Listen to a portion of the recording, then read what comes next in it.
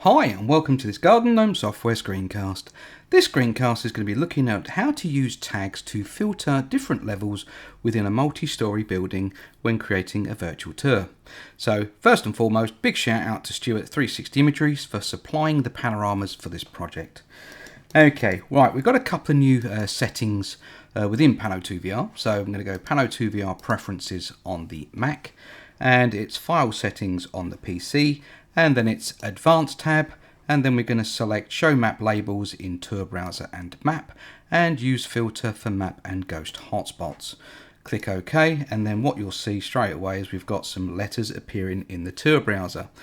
Now what I'm going to do is, this is totally optional, but I'm going to hold down the Alt and Tab key, and that's going to hide all the panels in Pano2VR. I'm then going to select the panels that I want to use, so it's the tour browser and tour map. There we go, and you can see here the ABC in the tour browser now corresponds to ABC, so you know which panos where in the tour map. And we've got the fit tour to boundaries button there, so it puts the map pins in the center of the map. There you go. Right, so that's basically going to speed that up. I'm going to take Pano2VR to full screen mode as well. Okay, now this is a multi-node and multi-level tour. It's got a ground floor, third floor and fifth floor. And what I want to do is use the tag stamp mode. There we go. When I click that, I'm going to create a new tag, and we're going to call it GF for ground floor. Okay, and now all I have to do is just stamp the ground floor panos. I'm going to create another tag. We're going to call this third, and I'm going to stamp the third floor panos like that. There we go.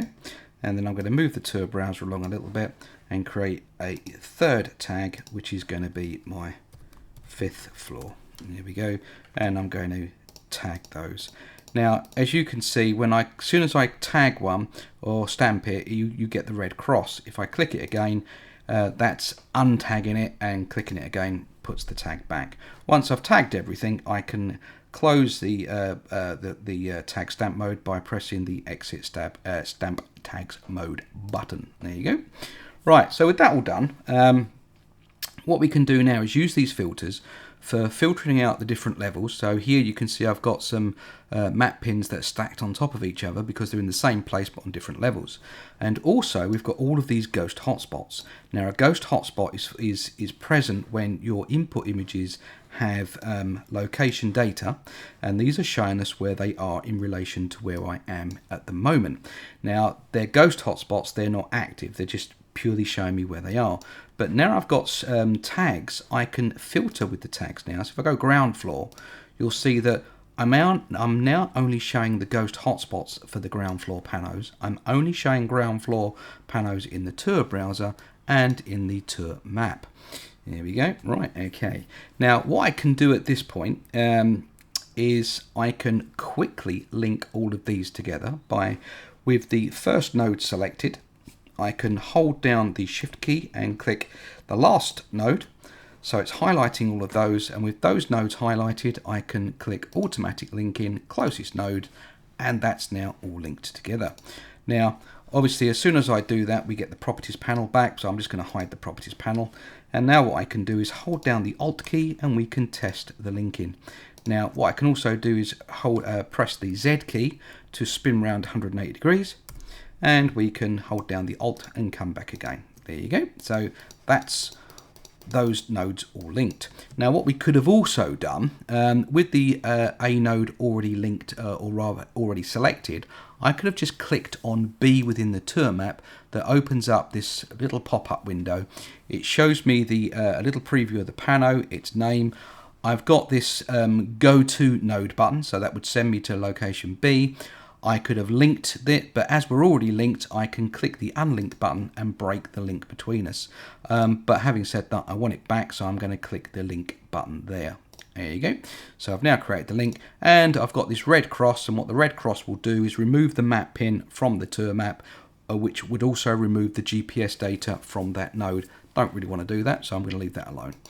Okay, so with the ground floor already linked, I am now going to select the third floor and do exactly the same. So select the first pano, select the last pano, automatic link in closest. And I'm going to do the same thing. So I'm going to remove the tag and select the fifth floor tags and link those up as well. So automatic linking closest node, and they're all linked as well. Cool.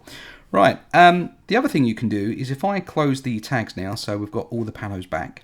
Now, you can actually have all the panos showing, and just have selected a range of panos to do the linking and unlinking. But you can also do things like this. I can select the ground floor lift lobby, and I can select the third floor lift lobby, and then link those two together.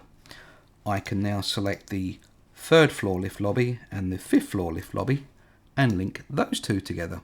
Here we go. So if I click in the third floor, what we should see now is that if I hold down the Alt key, I'm now going to go to the ground floor. Here we go.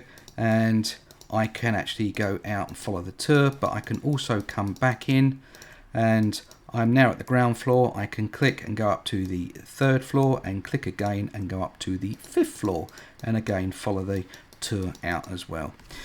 There you go. That's all the little tips and tricks on how to use tags to filter different floors to make it really easy linking nodes together. There you go. Thanks for watching.